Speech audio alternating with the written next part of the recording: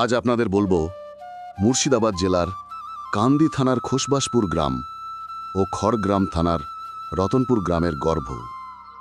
মুর্শিদাবাদ জেলার গর্ব, পশ্চিমবঙ্গের গর্ব তথা সারা ভারতবর্ষের গর্ব আবু সালেহ ও ওয়ারেস শেখ এবং তাদের সকল জিমন্যাস্টিক টিমের প্লেয়ার নিয়ে কিছু কথা।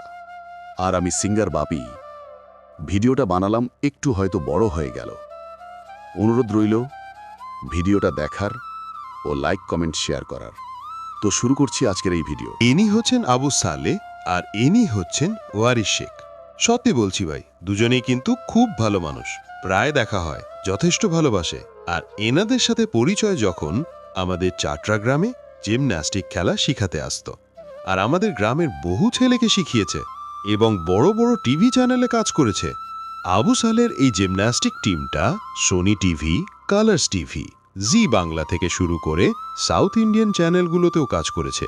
ডক্টর মনমোহন সিং থেকে শুরু করে রাহুল গান্ধী এবং আরও বড় বড় নেতা মন্ত্রীদের সামনে এনারা খেলা দেখিয়েছেন। আর এই খেলা দেখে কেড়েছে লাখো লাখো দর্শকের মন। তাছাড়া মিঠুন চক্রবর্তী, দেব, যিশু সেনগুপ্ত, প্রসেনজিৎ চ্যাটার্জি, বিশ্বজিৎ চক্রবর্তী, কাঞ্চন মল্লিক, রজনীকান্ত, ডোনা গাঙ্গুলি, সায়ন্তিকা, ইন্দ্রনীল সেন।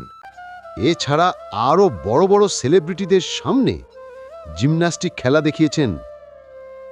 তাছাড়া এখন ডাকাত চরিত্রে বাংলা সিনেমায় অভিনয় করেছেন অভিনেতা দেবের সাথে, এবং তিনি নিজেও একজন সেলিব্রিটি, যার মধ্যে কোনো অহংকার নেই।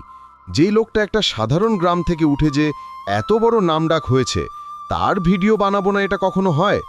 ভিডিওটি ভালো লাগলে অবশ্যই একটা লাইক কমেন্ট শেয়ার করে পাশে থাকবেন। ধন্যবাদ।